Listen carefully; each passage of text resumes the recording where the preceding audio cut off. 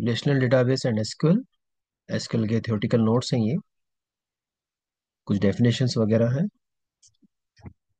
कुछ technical terms, उनकी definition theoretical पूछी जाती है आपसे, और कुछ इसके अंदर टेबल्स वगैरह भी दे रखी है। इनके आपस में इंटरेक्शन कराने से किस टाइप से आपके रिजल्ट आते हैं। कुछ एडिशनल कमांड्स भी आपको एसक्यूएल के अंदर यहाँ पर दे रखे हैं। ये बहुत ही इंपॉर्टेंट शीट है सभी के लिए। सबको ही इसको जो है अच्छे से करके जाना है कि एसक्यूएल जो है उसके अंदर कहीं भी कोई मार्क्स डिडक्ट नहीं होने चाहिए। क्या है इसके अंदर टर्म्स? पहला आ रहा है आपका डेटाबेस। डेटाबेस क्या है? टेबल्स हमने देखी थी, टेबल्स हमने क्रिएट की थी। तो टेबल्स जो है आपकी हैं उनको एक फोल्डर में बोल सकते हैं आप। फोल्डर में हम स्टोर करें। मल्टीपल टेबल्स आपने बनाई है, वो किसी एक फोल्डर में स्टोर होती हैं, जैसे आपके विंडोज में होता है मल्टीपल फाइल्स बना के एक फोल्डर में स्टोर करते हैं। तो वो जो फोल्डर है वो कलेक्शन ऑफ फाइल्स होता है ना, जैसे विंडोज में, वैसी कलेक्शन ऑफ टेबल्स को डेटाबेस बोलते हैं। ठीक है।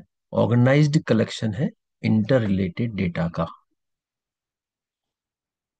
इंटर रिलेटेड डेटा जो आपस में आपका रिलेटेड है, और वो आपका टेबल्स की फॉर्म में होता है। यहाँ से देखिए सेकंड लाइन से, stores data in form of tables which are related together. एक ही डेटाबेस के अंदर आपने टेबल्स बनाई है मल्टीपल, जैसे आपने एम्प्लॉय बनाई थी, डिपार्टमेंट टेबल बनाई, दोनों आपस में रिलेटेड है। ठीक है, ऐसे रिलेटेड टेबल्स के ग्रुप को हम बोलते हैं डेटाबेस। ठीक है, इसको और डिफाइन करें तो collection of logically related tables कहला सकती हैं डेटाबेस का मतलब। जैसे स्कूल डेटाबेस की हम बात करें, एक स्कूल डेटाबेस बनाया आपने, तो उसके अंदर कौन कौन सी टेबल्स हो सकती हैं? Tables regarding student, teacher, exam etcetera जो भी है। लेकिन वो आपस में रिलेटेड होंगे। ऐसा नहीं होगा कि एक स्टूडेंट टेबल है और एक एम्प्लॉय टेबल है जिसका आपस में कोई रिलेशन नहीं है, उसके ग्रुप को हम डेटाबेस बोला है, ऐसा नहीं। डेटाबेस में रिलेटेड टेबल्स ही होंगी। काम क्या आता है डेटाबेस? टेबल्स क्या काम आती है? डेटा हम उसके अंदर स्टोर करते हैं, और बाद में हम उस पर क्वेरी करके उसको एनालाइज करते हैं, और उस पर डिसीजन मेकिंग करते हैं, जो भी इंफॉर्मेशन आपका डेटाबेस या टेबल्स प्रोवाइड कर रही है। तो मेन इसका पर्पस होता है डेटाबेस का, to analyse the things and decision making. जैसे आपने टेबल बनाई, उसके अंदर आपको पता करना है कि कितने स्टूडेंट्स के 60% से कम है। ठीक है, ये आप जो है टेबल से इंफॉर्मेशन निकाल रहे हैं, और फिर उसको एनालाइज कर रहे हैं, और फिर उसके ऊपर कोई एक्शन लेंगे कि हाँ भाई 60% के से कौन कौन से पर्सन्स हैं, कौन कौन से स्टूडेंट्स हैं जिनके ऊपर हमें काम करना है, जिनके ऊपर मेहनत करनी है, जिनको और पढ़ाना है। तो वो चीज़ आपकी जो है इसके अंदर आती है। इसको बोलते हैं एनालाइज करना, डिसीजन मेकिंग करना। तो ये डेटाबेस। डेटाबेस के बाद हम बात करते हैं टेबल्स या रिलेशंस की। ध्यान रखिए, टेबल्स को हम रिलेशन भी बोलते हैं। टेबल्स क्या है? टेबल्स के अंदर देखा है आपने, रोज और कॉलम्स होते हैं। रोज रिप्रेजेंट करती है रिकॉर्ड्स को। रोज का मतलब records, R for rows, R for records. And column represent करते हैं फील्ड्स को। ठीक है।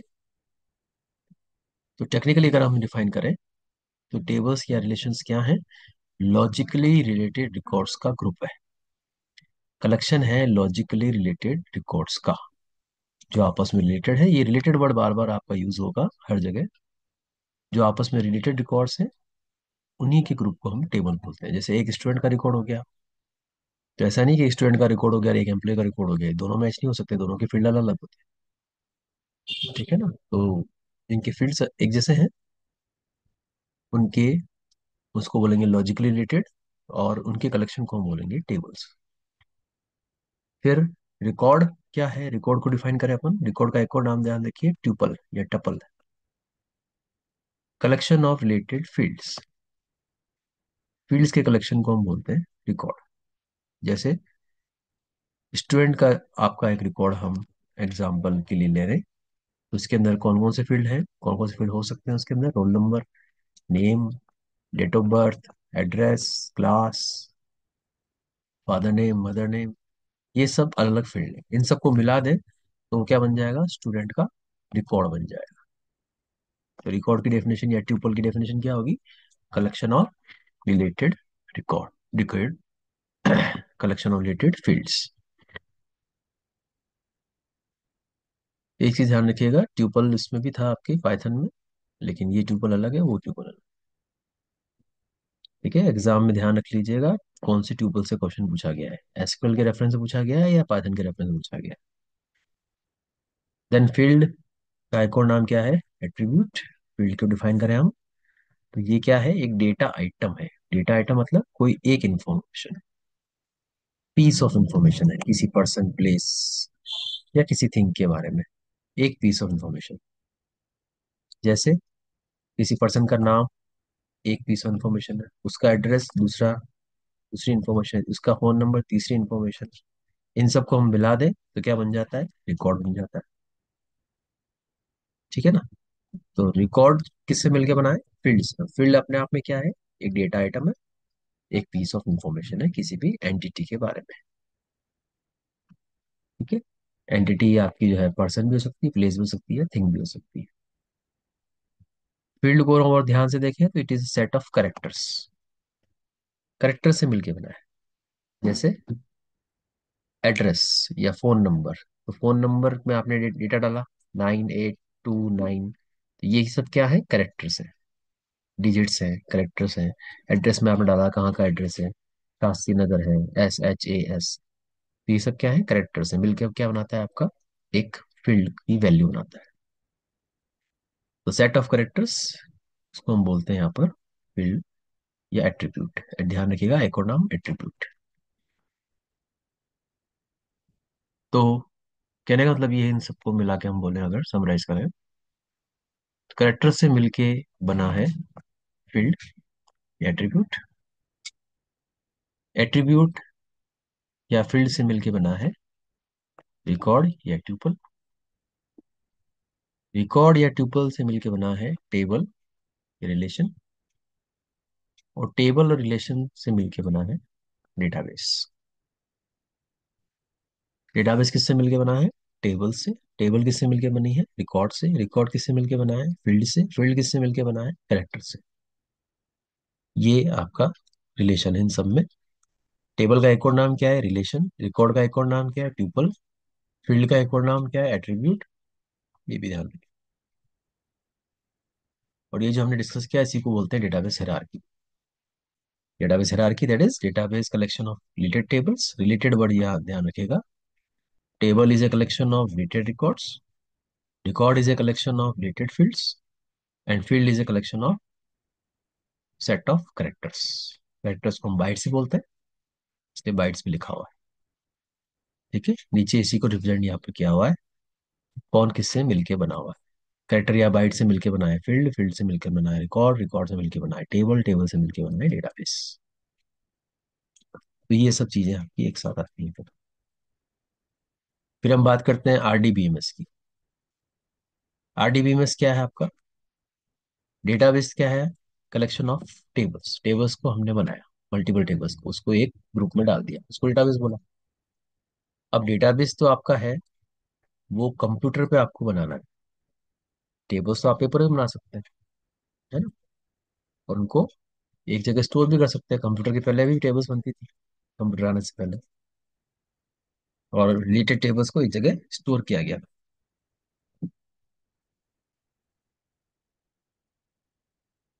एक पर्टिकुलर डॉक्यूमेंट में उसको स्टोर करते थे।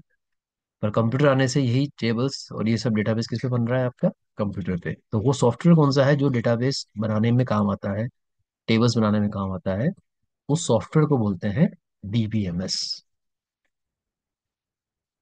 और जो करंट सॉफ्टवेयर है जो इसके ऊपर काम करता है, उसको बोलते हैं RDBMS। आर का मतलब रिलेशन, जिसको हम शुरू से एम्फोसाइज कर रहे हैं कि हर चीज आपकी आपस में रिलेटेड होनी चाहिए। तो वो जो रिलेटेड थिंग्स हैं, उनको शो करता है आपका RDBMS, एक सॉफ्टवेयर है।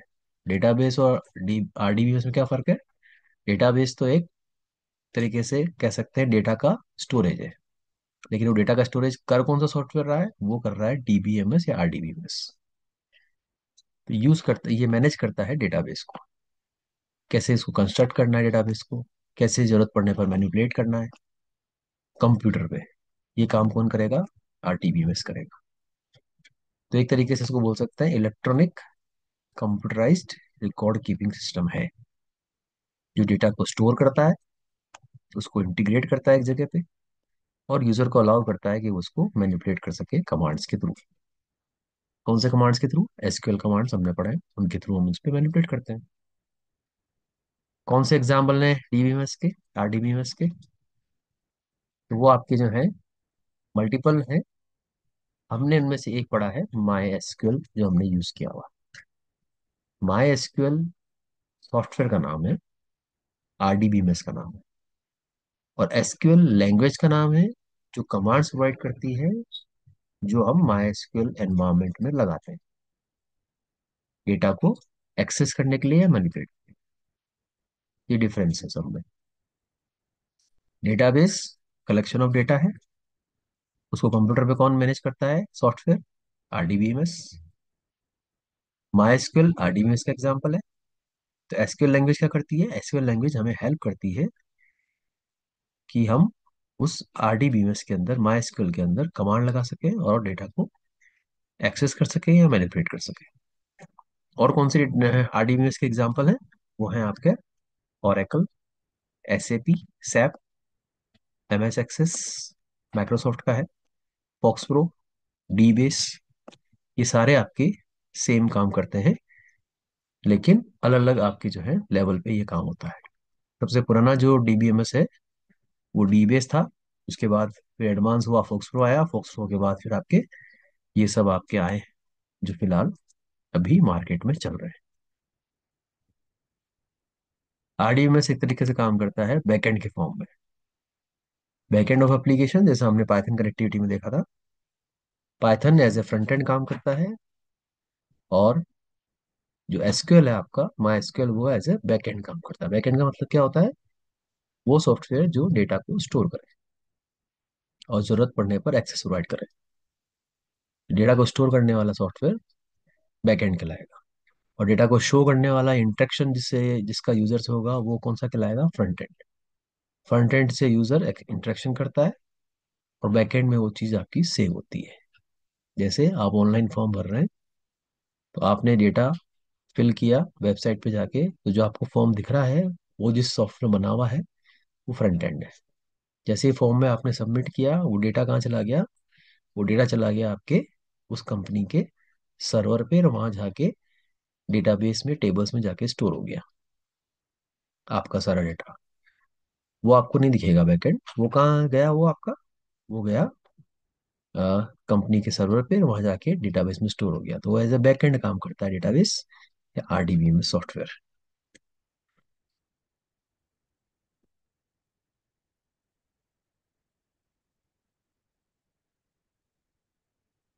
तो इस तरीके से कंपोनेंट्स ऑफ आरडीबीएमएस क्या है? तो ये है, यूजर इंटरेक्शन करता है एप्लीकेशन से, एप्लीकेशन यानी फ्रंट एंड।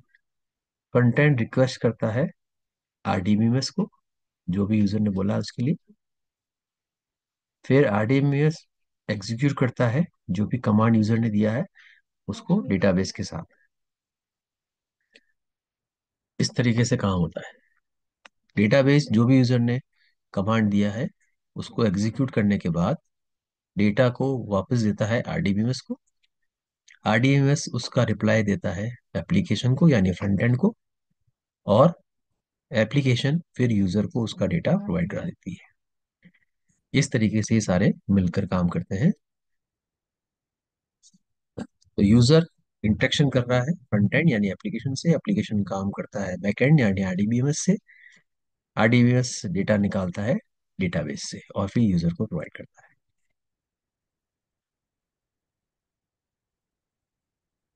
यहाँ से आपकी टर्म्स आती हैं, जो बेसिक टर्म्स हैं वो आपकी यहाँ से, आपकी यहाँ पर आती हैं।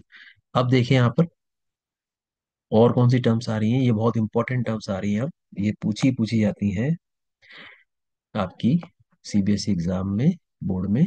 इनका बहुत अच्छे से ध्यान रखिएगा। पहला आ रहा आपका है डिग्री, और दूसरा आ रहा है कार्डिनलिटी। अक्सर बच्चे इसमें कंफ्यूज हो जाते हैं, पढ़ने के बाद भी कंफ्यूज ही रहते हैं कि कौन सा किसको शो कर रहा है। इनको बहुत अच्छे से ध्यान रखो। नंबर ऑफ कॉलम्स या फील्ड्स को बोलते हैं डिग्री, और नंबर ऑफ रोज और रिकॉर्ड्स को बोलते हैं कार्डिनलिटी। ठीक है, वापस बोल रहा हूँ, नंबर ऑफ कॉलम्स या फील्ड्स या एट्रीब्यूट्स, कितने कॉलम्स हैं कितने फील्ड्स हैं, वो डिग्री कहलाएगी, और कितने रिकॉर्ड्स हैं वो कार्डिनलिटी कहलाएगी। जैसे ये एग्जांपल दे रखा है आपको नीचे, इस टेबल के अंदर हम देखें तो इसकी डिग्री क्या है और कार्डिनलिटी क्या है। तो ये डिग्री ऑफ टेबल कितनी है, तो डिग्री मतलब कितने कॉलम दिख रहे हैं आपको, 2, तो ये इसकी डिग्री है 2। ठीक है, और कार्डिनलिटी क्या है, कितने रिकॉर्ड्स आपको दिख रहे हैं, तो रिकॉर्ड कितने दिख रहे हैं आपको, 5। ध्यान रखिएगा हेडिंग इंक्लूड नहीं होगी, हेडिंग अलग चीज है। ये जो हेडिंग है इसको नहीं गिनेंगे आप, इसको भी आप एज ए रो गिन लें ऐसा नहीं। रिकॉर्ड गिनने, रिकॉर्ड कहाँ चालू हो रहे हैं, यहाँ से पहला रिकॉर्ड किसका है, हर्ष का, दूसरा रिकॉर्ड किसका है, संतोष का, तीसरा रिकॉर्ड किसका है, अंकित का, ऐसे। तो रिकॉर्ड कितने हैं, रिकॉर्ड कितने हैं टोटल, 5। वो कहलाएगा आपका कार्डिनलिटी। ठीक है, ध्यान रखिएगा, डिग्री कॉलम से रिलेटेड है, कार्डिनलिटी रोज से रिलेटेड है। ओके, इसमें आपस में उल्टा लिख मत लिख के आ जाइएगा।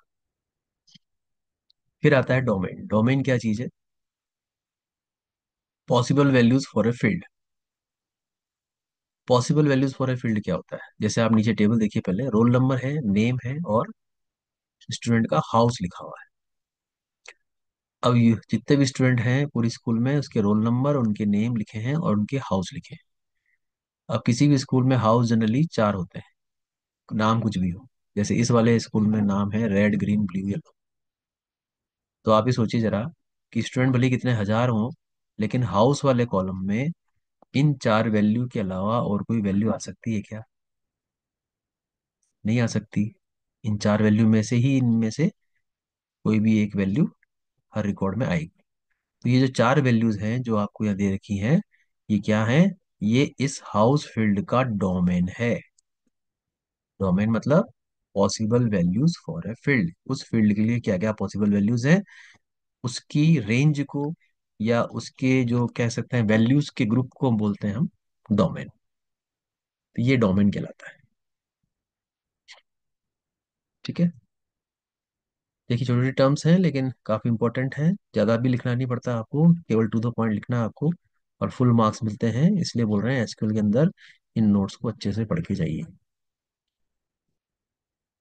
फिर आते हैं आपके प्राइमरी की, कैंडिडेट की, और ऑल्टरनेट की, और फॉरेन की। ये चारों कीज भी काफी इंपॉर्टेंट है, और इनको समझने के लिए पहले हम दो टेबल्स को देखते हैं। फर्स्ट टेबल देखिए, इसमें स्कॉलर नंबर है, नेम है स्टूडेंट का, आधार कार्ड नंबर है, एड्रेस है, फोन नंबर है, क्लास है, और लाइब्रेरी कार्ड नंबर है। ये सारे फील्ड है। सेकंड टेबल में देखिए स्कॉलर नंबर है, जब स्टूडेंट का एग्जाम होता है तो स्कॉलर नंबर दे रखा है, और फिर एग्जाम कौन सा है और कितने परसेंटेज उसके आए, उसके बारे में डिटेल्स है। ये दोनों टेबल्स आपस में रिलेटेड है। ठीक है, इसके ग्रुप को हम डेटाबेस बोल सकते हैं। ठीक है ना। अब मुझे बताइए फर्स्ट टेबल में जो है, ऐसे कौन कौन से फील्ड हैं जिसमें हर स्टूडेंट के लिए यूनिक वैल्यू गारंटेड होगी, हर स्टूडेंट के लिए वो यूनिक ही होगी वो वैल्यू जो भी हम इसके अंदर फिल करेंगे। ऐसे कौन कौन से फील्ड है, तो ये हम देखते हैं। पहला हमारा स्कॉलर नंबर, सबका यूनिक होगा। ठीक है, नेम, नेम तो दो जनों का एक जैसा हो सकता है। आधार कार्ड नंबर, सबका यूनिक होगा। एड्रेस दो जनों का एक जैसा हो सकता है, एक ही फैमिली के स्टूडेंट्स हैं तो। फोन नंबर भी सेम हो सकता है, एक ही फैमिली के हो तो। क्लास तो सेम होती है बहुत सारे बच्चों की। लाइब्रेरी कार्ड नंबर वो स्कूल प्रोवाइड कर रही है, वो भी आपका हर स्टूडेंट का यूनिक होता है। तो कितने फील्ड मिले हमें जो यूनिक वैल्यू ही लेंगे हमेशा, वो है स्कॉलर नंबर, आधार कार्ड नंबर, और लाइब्रेरी कार्ड नंबर। ये तीनों फील्ड जो यूनिक वैल्यू ही कैरी करते हैं, इनको हम बोलते हैं कैंडिडेट की। ऐसे एट्रीब्यूट्स, ऐसे फील्ड जो आपकी यूनिक वैल्यू ही कैरी करते हैं, ओनली यूनिक वैल्यू आती है, can contain only unique value.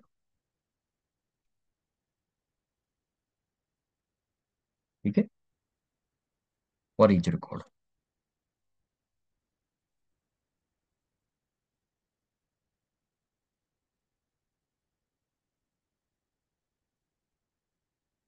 तो ये इस टाइप से काम है। तो ये हुई आपकी कैंडिडेट, मतलब 3 कैंडिडेट की मिली हमको फर्स्ट टेबल में। अब हम बात करते हैं प्राइमरी की। प्राइमरी की में क्या हो रहा है? सेकंड टेबल देखिए, इन तीनों की में से, तीनों कैंडिडेट की में से सेकंड टेबल कौन सी की पे बेस्ड है?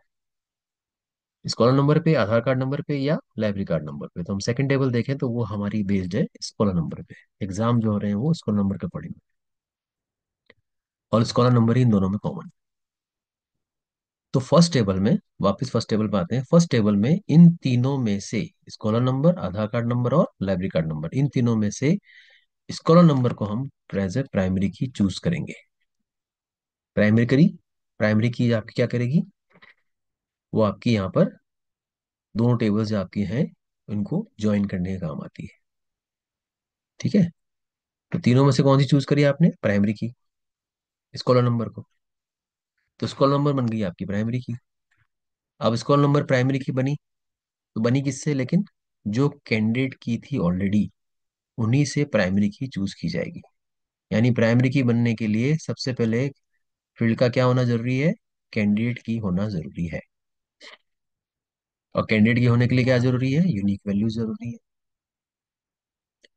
ठीक है, तो सबसे पहले कैंडिडेट की डिसाइड की जाती है, उसमें से फिर प्राइमरी की चूज की जाती है। और प्राइमरी की एक टेबल में एक ही हो सकती है। तो ये हमने स्कॉलर नंबर को प्राइमरी की चूज किया। वापस बोल रहा हूँ, प्राइमरी की एक टेबल में एक ही हो सकती है।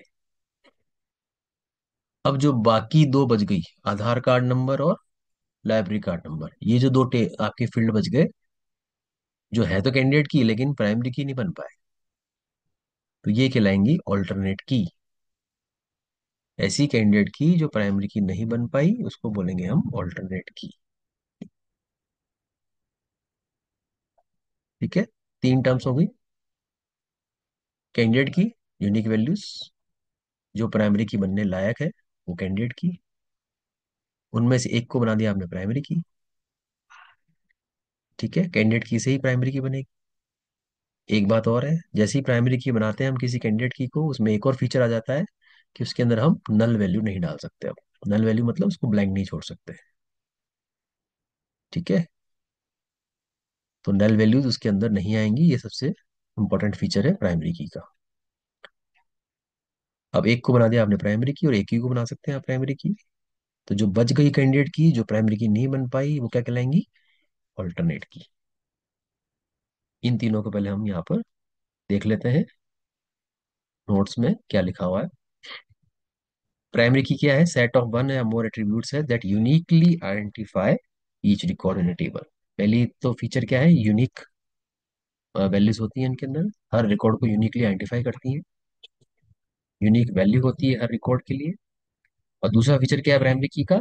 It can't contain null values. Null values में नहीं आ सकती। और एक टेबल के अंदर केवल एक ही प्राइमरी की हो सकती है एट ए टाइम। ये प्राइमरी की का फीचर है। कैंडिडेट की क्या है? Attribute that can serve as primary key, जो प्राइमरी की बन सकती हैं, बनने लायक है प्राइमरी की। जैसे इलेक्शन होते हैं, इलेक्शन के पहले जितने भी कैंडिडेट्स आपके चुनाव में होते हैं उनको हम क्या बोलते हैं? कैंडिडेट्स, है ना? जितने भी इन्होंने भी अपना नाम फिल किया होता है इलेक्शन में, उनको क्या बोलते हैं अपन? कैंडिडेट्स। ठीक है, और फिर उनमें से कोई एक को चूज कर लिया जाता है।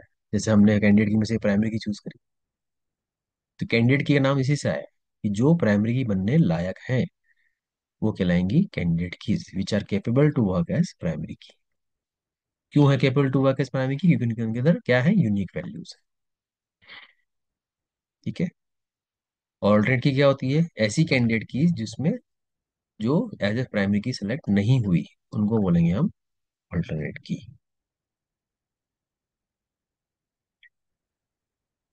तो प्राइमरी की में तो नल वैल्यू नहीं होती है, तो क्या कैंडिडेट की ऑल्टरनेट की में हो सकती है? हाँ, उनमें हो सकती है। प्राइमरी की का फीचर है कि उसके अंदर नल वैल्यू नहीं। ठीक है, तो ये डिफरेंस रहेगा। फिर आती है फॉरेन की। फॉरेन की क्या है, जैसे हमने बात करी, स्कॉलर नंबर को देखिए, स्कॉलर नंबर फर्स्ट टेबल में क्या है, प्राइमरी की, हमने इसको प्राइमरी की बना दिया, और यही स्कॉलर नंबर रेफर हो रहा है सेकंड वाले टेबल में। तो सेकंड टेबल में यही स्कॉलर नंबर क्या कहलाएगा, फॉरेन की। क्यों कहलाएगा ये फॉरेन की, मुझे बताओ। जब एग्जाम हुए हो रहे हैं, तो एग्जाम के टाइम ऐसा कोई स्कॉलर नंबर की एंट्री इस टेबल में आ सकती है क्या, जो इस टेबल में नहीं हो। स्टूडेंट का जब एडमिशन हुआ, उसको एक स्कॉलर नंबर मिला और उसकी एंट्री फर्स्ट टेबल में की गई। और जब एग्जाम हुए तो स्कॉलर नंबर वाइज एग्जाम लिए जा रहे हैं। तो क्या स्कॉलर नंबर की ऐसी कोई वैल्यू सेकंड टेबल में आ सकती है क्या, जो फर्स्ट टेबल में नहीं है। जो एडमिशन नंबर प्रोवाइड ही नहीं हुआ है, स्कॉलर नंबर प्रोवाइड नहीं हुआ है, क्या वो उसमें आ सकता है, नहीं आ सकता। तो सेकंड टेबल का जो ये स्कॉलर नंबर फील्ड है, ये अपनी वैल्यूज के लिए किस पे डिपेंडेंट है, फर्स्ट टेबल की प्राइमरी की पे। तो ऐसा एट्रीब्यूट्स जो अपनी वैल्यू डिराइव करता है किसी और टेबल की प्राइमरी की से, वो कहलाता है फॉरेन की। N attribute which derive it's values from primary की ऑफ अनदर टेबल। वापस देख लीजिए लाइन, टू द पॉइंट लिखना है। लाइन आप अच्छे से ध्यान रखिए, एक लाइन आप टू द पॉइंट लिखेंगे, और कोई डिस्क्राइब करने की जरूरत नहीं। N attribute which derive it's value, जो अपनी वैल्यू डिराइव करता है, चेक करके लाता है, डिपेंडेंट होता है किस पे, प्राइमरी की ऑफ अनदर टेबल पे, वो कहलाता है फॉरेन की।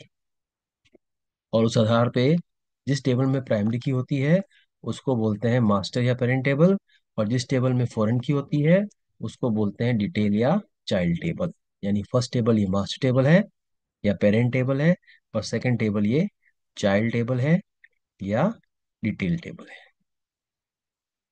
तो ये आपकी एक ग्रुप ऑफ टर्म्स, और ध्यान रखिएगा इन चारों कीज के बारे में। फिर आती है रेफरेंशियल इंटीग्रिटी। ये क्या बोलती है, ये जो हमने बात करी प्राइमरी की और फॉरेन की इन्हीं के रिलेशन की बात करती है रेफरेंशियल इंटीग्रिटी।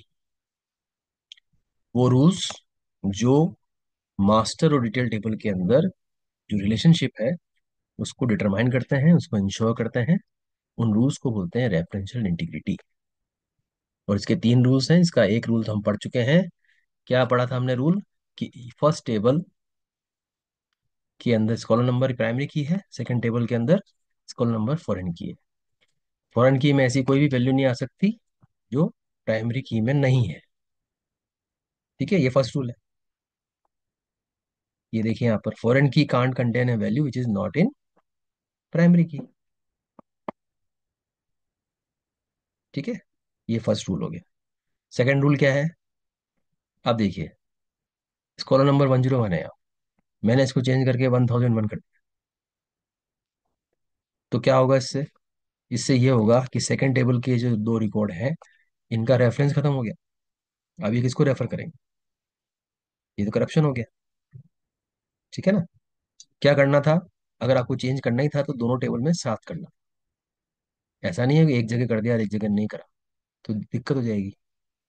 तो या तो आप चेंज करो ही मत, we can't change values of primary key which are referred by foreign key, उसको हम चेंज कर ही नहीं सकते। और चेंज करना भी है अगर, तो कैसे करें, एक साथ, मतलब आप प्राइमरी की चेंज करेंगे तो फॉरेन की में अपने आप चेंज हो जाए। तो वो कहलाता है कैस्केडिंग अपडेट, कॉन्सेप्ट काम में लेना है। कैस्केडिंग का मतलब क्या हो गया, एक जगह आपने प्राइमरी की के अंदर कुछ चेंज किया तो हैंड टू हैंड फॉरेन की के अंदर भी ऑटोमेटिक चेंज हो जाए। डीबीएमएस सॉफ्टवेयर इस टाइप का काम कर दे। ठीक है, इसको कैस्केडिंग अपडेट कॉन्सेप्ट बोलते हैं। तो ये है सेकंड रूल, या तो प्राइमरी की में चेंज करो ही मत, और करो तो कैस्केडिंग अपडेट का यूज करके करो। और सेम कॉन्सेप्ट आपका डिलीट के लिए भी है। जैसे ये 101 वाला रिकॉर्ड जो है मैंने डिलीट कर दिया, ठीक है, इसमें फर्स्ट टेबल में, सेकंड टेबल में किया ही नहीं। सेकंड टेबल में फिर ये वापस ये दोनों रिकॉर्ड किसको रेफर करेंगे, इनका भी रेफरेंस खत्म हो गया। तो वही बात है, अगर आप फर्स्ट टेबल में कुछ डिलीट कर रहे हैं प्राइमरी की वाला रिकॉर्ड, तो फिर क्या करें, सेकंड टेबल में भी उनके रिलेटेड रिकॉर्ड्स को हाथों हाथ हैंड टू हैंड डिलीट हो जाना चाहिए। ठीक है, या तो आप डिलीट करो ही मत, या फिर कैस्केडिंग डिलीट काम में लो। We can't delete values of primary key field which are referred by foreign key, हम उसको डिलीट नहीं कर सकते। या हम कर सकते हैं किसके थ्रू, कैस्केडिंग डिलीट कॉन्सेप्ट से। ये तीनों रूल्स मिलके बनाते हैं रेफरेंशियल इंटीग्रिटी। ठीक है, छोटी छोटी टर्म्स हैं, ध्यान रखिए अच्छे से, एक बार समझ लेंगे रटने की जरूरत नहीं पड़ेगी, अपने हिसाब से लिख पाएंगे। फिर आ जाएगा आपका रिलेशनल एल्जेब्रा। ये भी बहुत इंपॉर्टेंट है, एसक्यूएल में हर चीज इंपॉर्टेंट है, कहीं मार्क्स आपके डिडक्ट नहीं होने चाहिए। कुछ मैथमेटिकल ऑपरेशंस जो होते हैं टेबल्स पे, उनको बोलते हैं हम रिलेशनल एल्जेब्रा। इसको समझने के लिए हमने दो टेबल्स ली हैं, एक T1 ली है, एक T2 ली है। और इसके अंदर आप देखिए जो रिकॉर्ड्स हमने लिए हैं, एक हर्ष का है, एक संतोष का है, एक अंकित का। रोल नंबर और नेम ही लिए हैं फिलहाल। सेकंड वाले टेबल में देखिए पार्थ है, संतोष है, मनीष है। ठीक है, तो देखें हम, तीन रिकॉर्ड इसमें है, तीन रिकॉर्ड इसमें है, लेकिन संतोष वाला रिकॉर्ड दोनों में कॉमन है। ठीक है, ये दो टेबल्स हमने ली। अब उसके ऊपर हम रिलेशन अलजेब्रा लगाते हैं। तो कौन कौन से ऑपरेशन रिलेशन अलजेब्रा में होते हैं? तो पहला हमारा है यूनियन। अगर हम दोनों टेबल का यूनियन करें तो क्या होगा? टोटल कितने रिकॉर्ड है? तीन इसमें तीन इसमें, लेकिन जो यूनियन करेंगे तो उसमें केवल पांच रिकॉर्ड आएंगे। क्यों? क्योंकि जो संतोष वाला रिकॉर्ड है वो आएगा तो सही, लेकिन एक ही बार। तो यूनियन ऑफ टेबल्स क्या है? Tuples from both the tables लेगी ये, ट्यूपल्स मतलब records, but the common tuple जो आपका है वो केवल एक ही बार डिस्प्ले होगा। ये यूनियन का रिजल्ट होगा। ठीक है, एग्जाम में कैसे पूछ सकते हैं, आपको डेफिनेशन पूछ लें तो एग्जाम्पल देके पूरा बताना है, केवल एक लाइन लिख के नहीं आ जानी है। जैसा मैंने एग्जाम्पल दिया है यहाँ पर, वैसे ही एग्जाम्पल देंगे आप। ऊपर प्राइमरी की फॉरेन की के अंदर भी आपको जो है इस टाइप से टेबल बना के, छोटी सी टेबल बना के, दो टेबल्स बना के, भले ही आप उसमें पांच पांच रिकॉर्ड ना दें, दो दो रिकॉर्ड ही दे दें, लेकिन टेबल बना के आपको यहाँ पर एग्जाम्पल देना है। बिना एग्जाम्पल के कोई भी थ्योरेटिकल आंसर पूरा नहीं होगा कंप्यूटर में, भले पाइथन हो भले एसक्यूएल। तो यूनियन का मतलब क्या हो गया? दोनों टेबल्स के रिकॉर्ड्स, लेकिन कॉमन रिकॉर्ड केवल एक टाइम आएगा। दूसरा जो ऑपरेशन है रिलेशन लेवल का वो है इंटरसेक्शन। इसके अंदर क्या है, इसका साइन देख लीजिए आप, ये इस टाइप का है। यूनियन का साइन क्या है? यू। और इसका इंटरसेक्शन का साइन क्या है? Inverted you. इंटरसेक्शन को हम की बात करें हम, तो दो टेबल्स जो T1 T2 उन पर इंटरसेक्शन लगाया हमने, उसके अंदर क्या आएगा? इसमें जस्ट उल्टा है, इसका कॉमन रिकॉर्ड ही आएगा केवल। मतलब इंटरसेक्शन ये बताता है कि दोनों टेबल में कौन सा कॉमन रिकॉर्ड है, अगर होगा तो आएगा, नहीं तो नहीं आएगा। ठीक है, तीसरा ऑपरेशन माइनस ऑपरेशन है। माइनस ऑपरेशन के अंदर हम दो टेबल्स में से माइनस कर रहे हैं, T1 - T2 या T2 - T1। ठीक है, लेकिन देखिए माइनस ऑपरेशन थोड़ा सा अलग है, इनमें आपका डिफरेंस आएगा। जैसे T1 यूनियन T2 करो या T2 यूनियन T1 करो, बात एक ही है। T1 इंटरसेक्शन T2 करो या T2 इंटरसेक्शन T1 करो, बात एक ही है। लेकिन T1 - T2 का आंसर अलग आएगा, T2 - T1 का आंसर अलग आएगा। क्यों?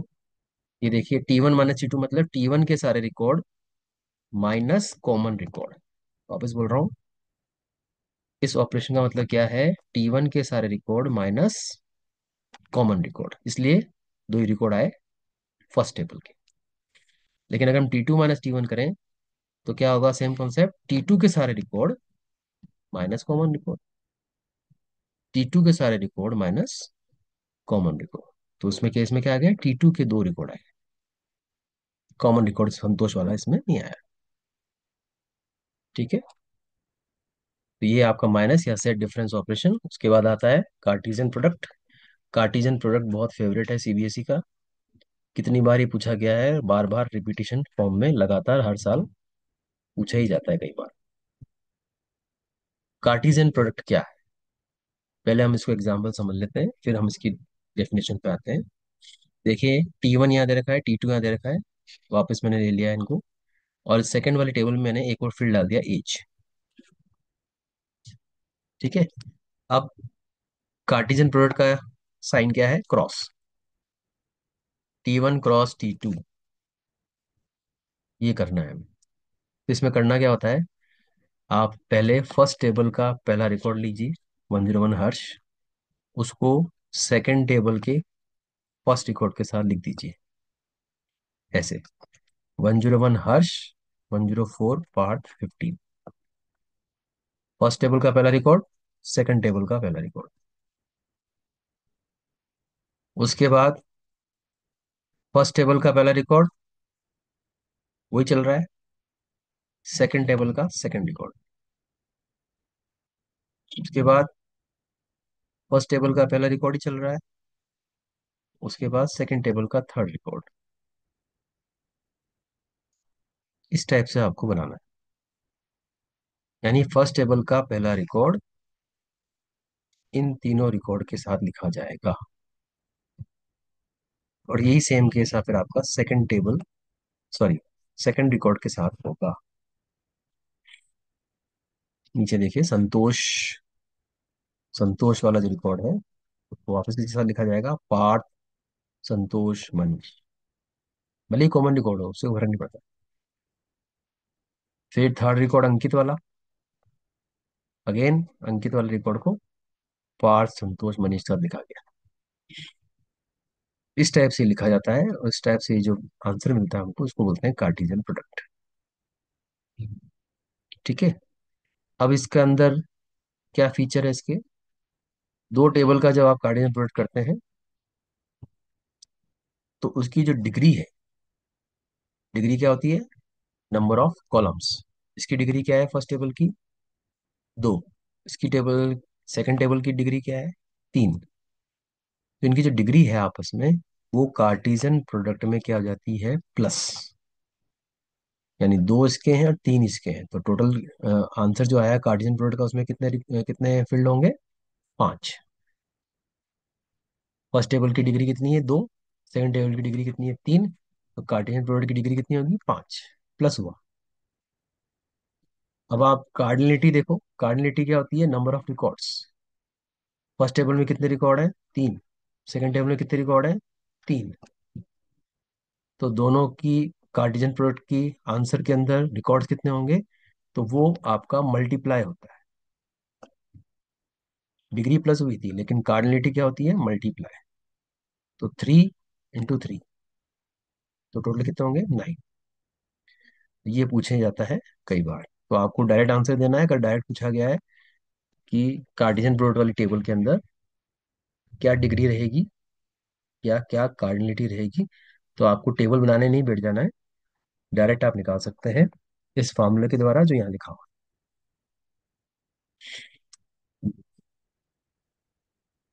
है। डिग्री जो होगी रिजल्ट की जो डिग्री होगी वो क्या होगी, degree of first table plus degree of second table, इसमें प्लस हो रहा है। और कार्डिनलिटी का क्या होगा, cardinality of first table into cardinality of second table. इससे बनता है आपका कार्टेशियन प्रोडक्ट। बहुत इंपॉर्टेंट है, ध्यान रखिएगा, कंफ्यूज मत होइएगा, बहुत सिंपल सा कॉन्सेप्ट है, याद रखने की बात है बस। तो ये एक सारे एल्जेब्रिक टर्म्स। कई बार इसमें कमांड ही पूछते हैं आपसे कि कार्टेशियन प्रोडक्ट का कमांड क्या होता है लगाने का। ठीक है। तो कमांड के लिए हम क्या करना है, आपको ऐसे लिखना है, सेलेक्ट, कमांड लिख रहा हूं मैं,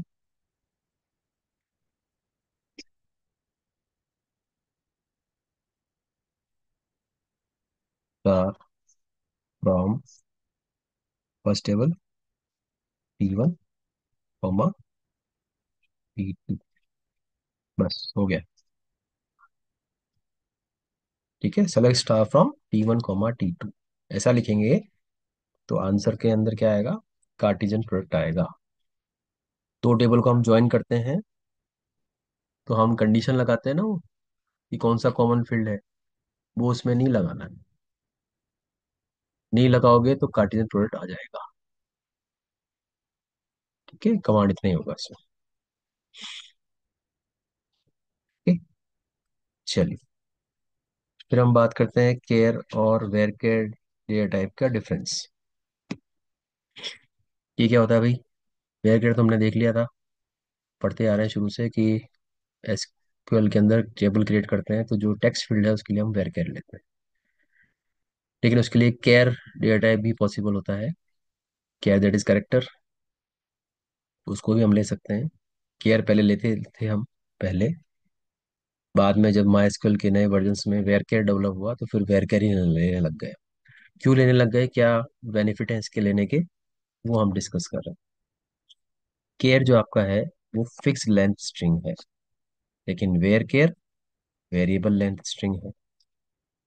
वेयर केयर का नाम ही आपका आया है वेरिएबल करेक्टर से। केयर मतलब करेक्टर, वेयर केयर मतलब वेरिएबल करेक्टर। तो केयर आपका फिक्स लेंथ स्ट्रिंग है, वेयर केयर आपका वेरिएबल लेंथ स्ट्रिंग है। क्यों है ये, इसका क्या मतलब? इसका मतलब ये है कि आपने यहाँ पर सपोज लिया, एक फील्ड आपने लिया नेम,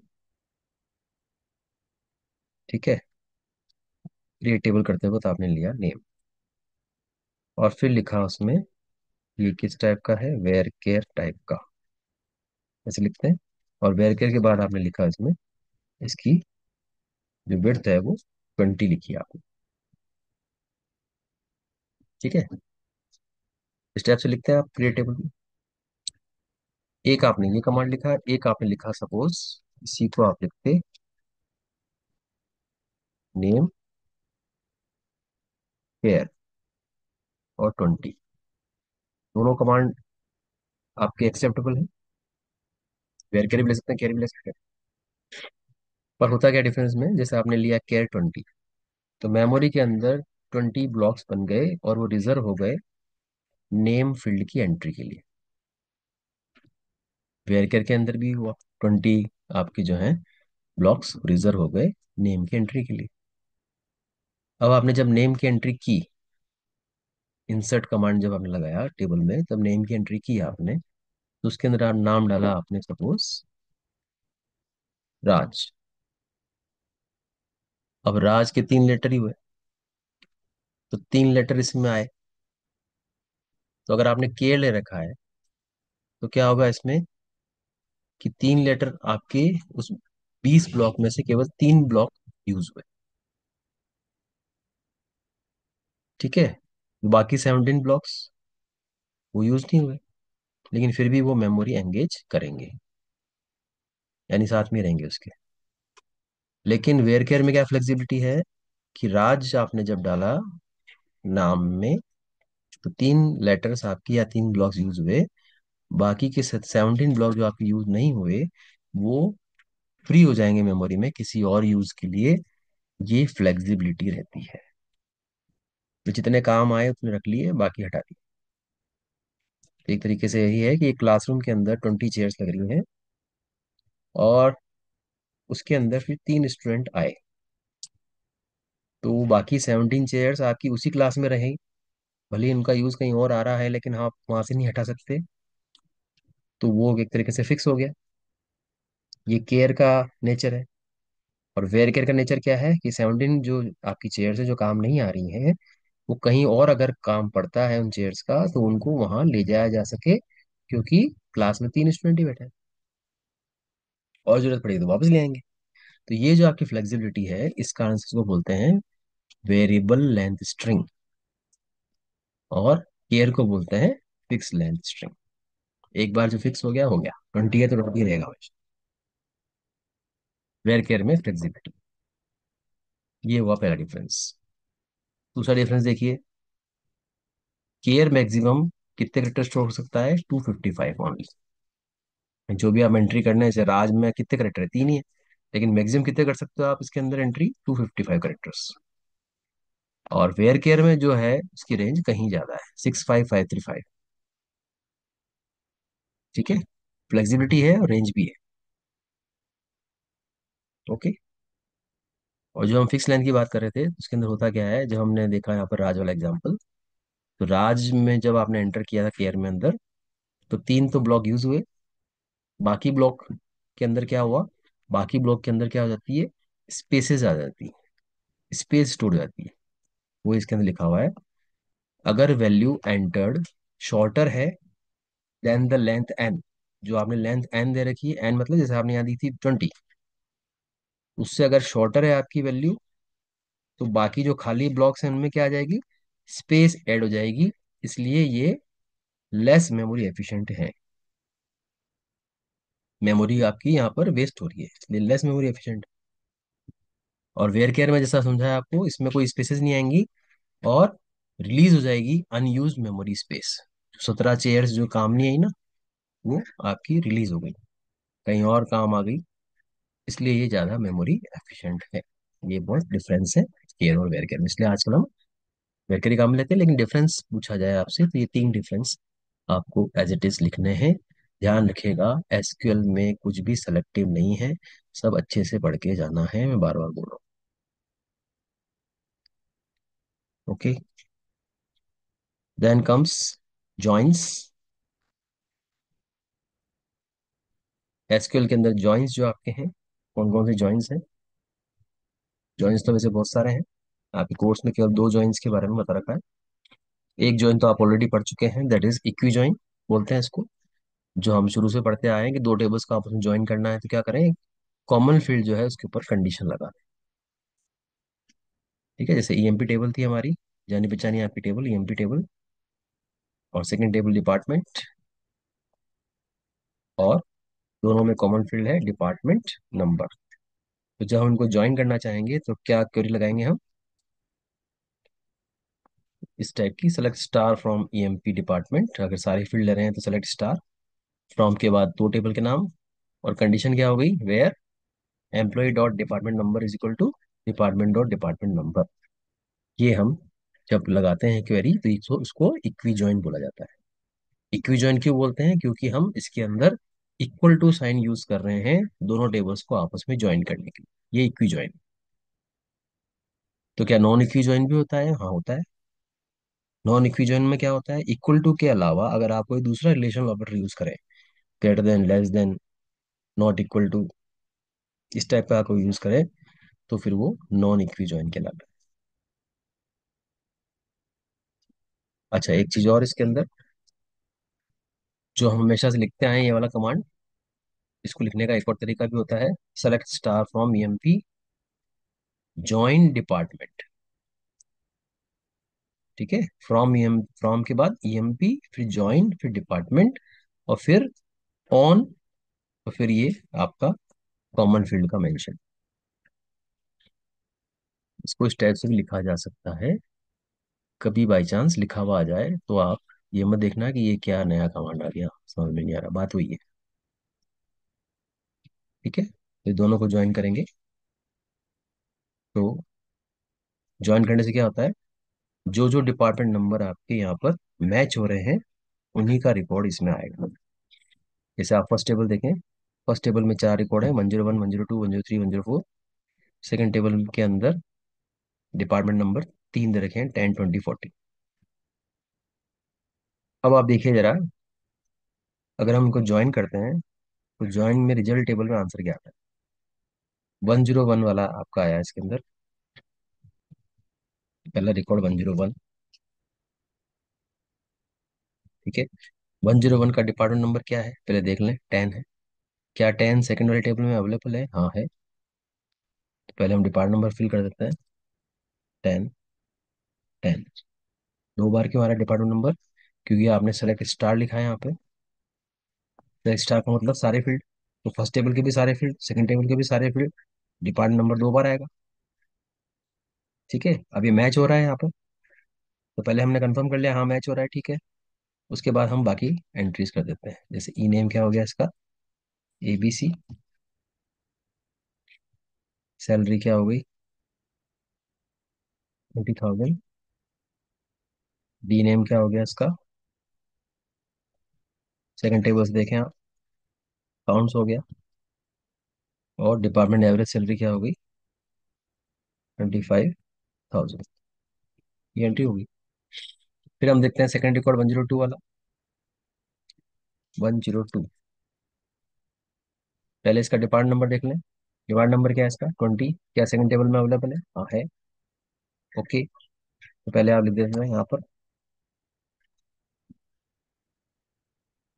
2020 लिख दिया। उसके बाद अब बाकी एंट्रीज कर दो। नेम क्या है इसका? XYZ। सैलरी क्या है? 30,000। डिपार्टमेंट क्या है? सेकंड टेबल से देखें आप, डिपार्टमेंट इसका क्या निकलेगा? सेल्स। और डिपार्टमेंट एवरेज सैलरी क्या है? 40,000। थर्ड रिकॉर्ड देखें, 103। 103 रिकॉर्ड आप देखें फर्स्ट टेबल में, तो इसका डिपार्ट नंबर क्या है? 20 अगेन आ रहा है। 20 अगेन आ रहा है तो यहाँ पर 20 भी रहेगा और यहाँ पे अगेन 20 रहेगा। सेकंड टेबल में 20 है ऑलरेडी। ठीक है। नाम क्या है इसका? PQR। सैलरी क्या है? 40,000। बाकी ये दोनों सेम रहे।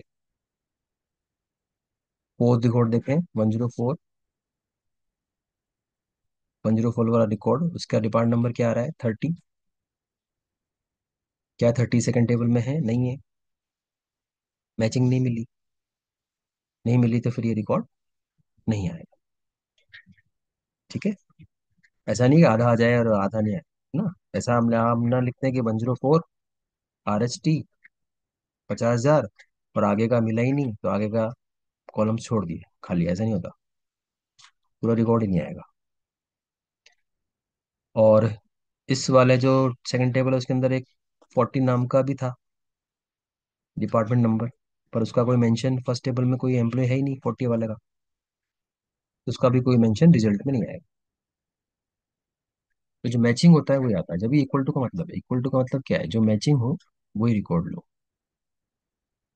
ये ध्यान रखना है आपको। ठीक है। ये हुआ आपकी ज्वाइन जो आप हमेशा से करते आए हैं, नई बात नहीं है ऐसे। ये हल्का सा रिवाइज कर दिया हमने इस चीज़ को, कि जो मैचिंग रिकॉर्ड होते हैं वो आते हैं। नया आपके लिए नेचुरल जॉइन है। नेचुरल जॉइन क्या होता है? नेचुरल जॉइन और इक्वी जॉइन में हल्का सा फर्क है बस। इसमें मैंने बोला आपसे कि जो कॉमन फील्ड है वो 2 बार आ रहा है। क्यों आ रहा है? क्योंकि आपने यहाँ पर सेलेक्ट स्टार किया, तो दोनों टेबल से सारे फील्ड आएंगे तो डिपार्ट नंबर 2 बार आएगा ऑब्वियसली। लेकिन अगर ये एक ही बार आए, अगर आपको एक ही बार शो करना है इसको, जो कॉमन फील्ड है इसको एक ही बार शो करना है, तो आप उसको नेचुरल ज्वाइन करो, इक्वी ज्वाइन के बजाय बजाय नेचुरल ज्वाइन करो। तो ये सिमिलर टू इक्वी ज्वाइन है नेचुरल ज्वाइन, लेकिन ये क्या करता है? रिडंडेंट एट्रीब्यूट मतलब जो रिपीट हो रहा है, जो कॉलम एट्रीब्यूट मतलब कॉलम या फिर रिडंडेंट मतलब जो रिपीट हो रहा है, उसको यहाँ पर ये आपका मेंशन एक ही बार करता है। Redundant attribute displays only one time. अगर एक ही टाइम डिस्प्ले हो रहा है तो कहलाएगा नेचुरल ज्वाइन। कमांड क्या होता है नेचुरल ज्वाइन का? ध्यान रखिएगा, नेचुरल ज्वाइन लिखने के लिए कई बार बोल देते हैं इसका कमांड लिखने के लिए, select star from EMP natural join department, बस इतना सा है। अगर आपको आता है तो पूरे फुल मार्क्स, जितने नंबर का क्वेश्चन है। अगर नहीं आता है तो पूरे कट जाएंगे। छोटे छोटे कमांड्स हैं, ध्यान रखिए इनको अच्छे से करके जाइए।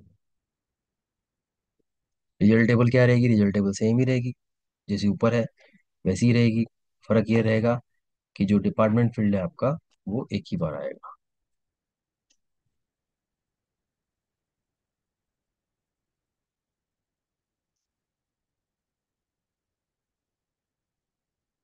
एम्प्लॉय नंबर, एम्प्लॉय नेम,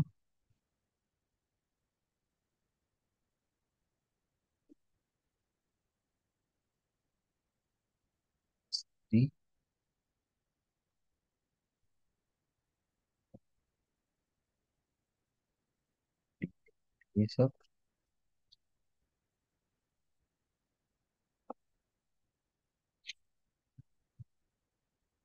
और डिपार्टमेंट नंबर। ऐसा जरूरी नहीं कि आगे आए वो,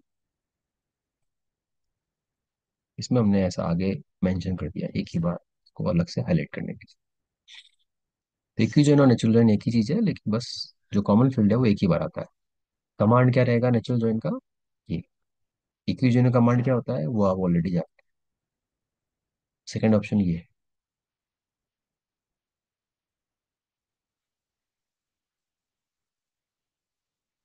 ठीक है।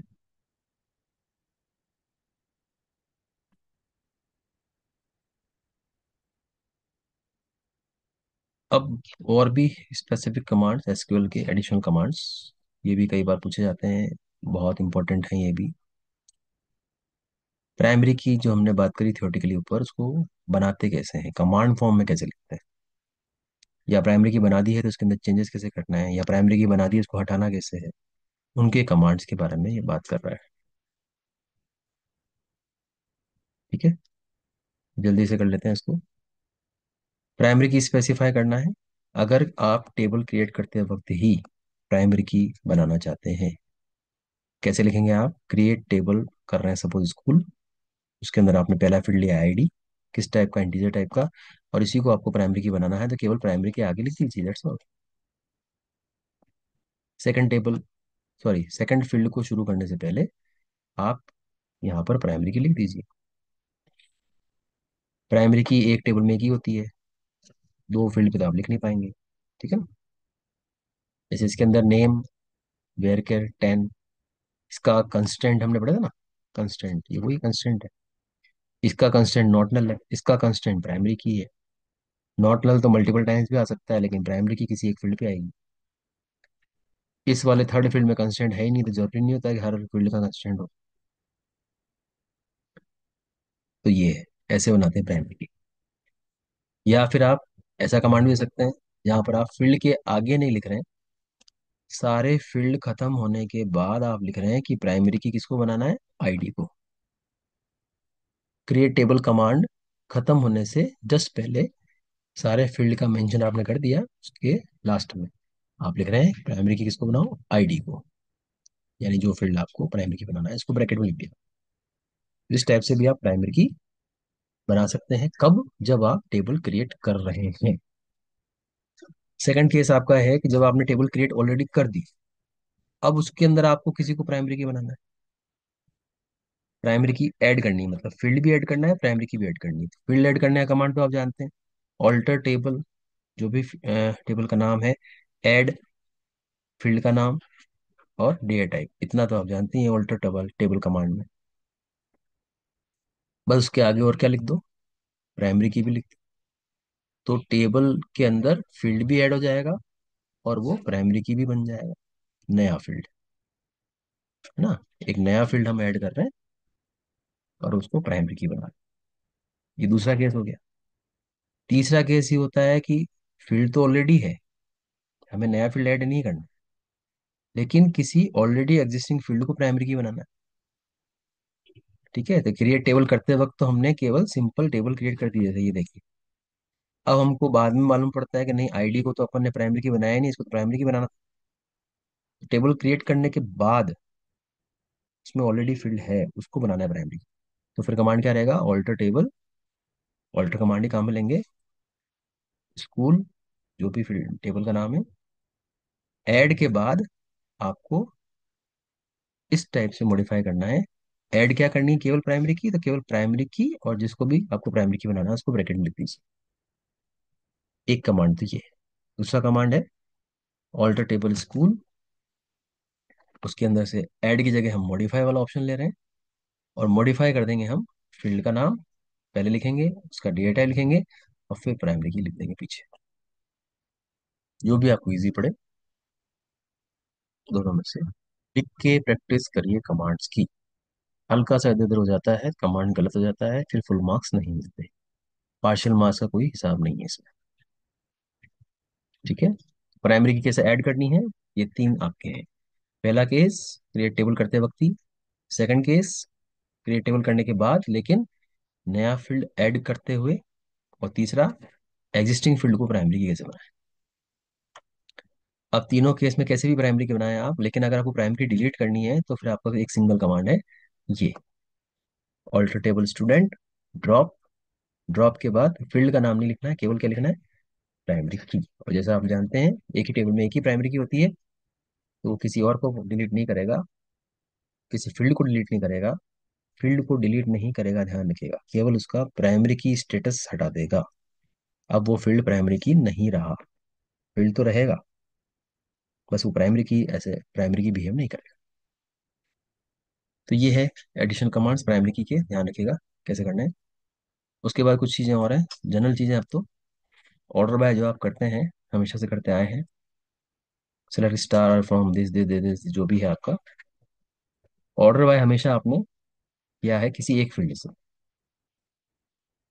अगर आपको दो फील्ड से करना ऑर्डर बाय तो कैसे करेंगे, तो जस्ट कॉमा लगा के करना है। Order by name comma job, मतलब क्या हुआ कि पहले नेम के अकॉर्डिंग सॉर्ट करो और फिर जॉब के अकॉर्डिंग सॉर्ट करो। जैसे कहीं होता है ना कई बार, जैसे रजिस्टर में होता है कि दो बच्चों के एक जैसे नाम है, अभिषेक अभिषेक, तो फिर सॉर्ट करने के लिए क्या देखेंगे, उनका सरनेम, सरनेम भी सेम हो तो फादर नेम दिखाया था। उस टाइप से सॉर्ट के अलग लेवल्स हों अगर, तो उसको कॉमा करके लिखना है बस, दैट्स ऑल। और कई बार आपको बोल दे कि नहीं, अच्छा ये बाय डिफॉल्ट ऑर्डर बाय क्या करता है, असेंडिंग सॉर्ट करता है। अब आपको बोले कि नहीं सर, इसको तो एक को तो असेंडिंग करना है, एक को डिसेंडिंग करना है, तो आप क्या करेंगे, यहाँ पे एएससी लिख दिया, सपोज असेंडिंग है तो एएससी, और सपोज ये डिसेंडिंग करना है तो डीईएससी लिख दिया। इस टाइप से काम करें। ऐसी अपडेट आपको दो फील्ड को एक साथ करना हो तो क्या करेंगे आप, यानी किसी पर्सन है रौनक, उसकी सैलरी भी आपको अपडेट करनी है और जॉब भी अपडेट करनी है, तो दो बार अपडेट कमांड नहीं लगा, एक बार में काम हो जाएगा, क्योंकि कंडीशन सेम है ना, रौनक ही करनी है। तो क्या करो, सेट वाला जो लाइन होती है, सेट वाली लाइन में ये दोनों फील्ड की वैल्यूज, नई वैल्यूज आप इस टाइप से लिख दीजिए कॉमा करके, एंड मत लगा देना। Set sal is equal to 60,000 comma job is equal to manager, इससे ये काम हो जाएगा, क्योंकि कंडीशन सेम है। ओके, कंडीशन अलग हो तो अलग अपडेट कमांड लगे। ठीक है, इन चीज़ों का, छोटी छोटी चीज़ों का और ध्यान रखिएगा। अच्छा, कुछ और बेसिक कमांड्स, एसक्यूएल कमांड्स, ये भी कई बार पूछ लेते हैं, कई बार आपके मिस हो जाते हैं, किए हुए हैं काम में लिए हुए हैं, लेकिन फिर भी आपके मिस हो जाते हैं दिमाग से, तो वापस हल्का से रिवाइज कर लेते हैं। अगर किसी डीबीएमएस के अंदर आपको डेटाबेस क्रिएट करना है, ऑब्वियसली पहले डेटाबेस ही बनता है, याद हो आपको तो। डेटाबेस बनाने के लिए क्या होता है, क्रिएट डेटाबेस, और डेटाबेस का जो भी नाम आप देना चाहते हैं। आप ये चाहते हैं कि कंप्यूटर में कौन कौन से डेटाबेस ऑलरेडी बने हुए हैं उनको शो करना है, उनको देखना है, तो उसके लिए कमांड क्या है, शो डेटाबेसेस। हर कमांड सेमीकोलन से एंड होता है, जानते हैं। शो डेटाबेसेस है, सेलेक्ट कमांड मत लगा देना यहाँ।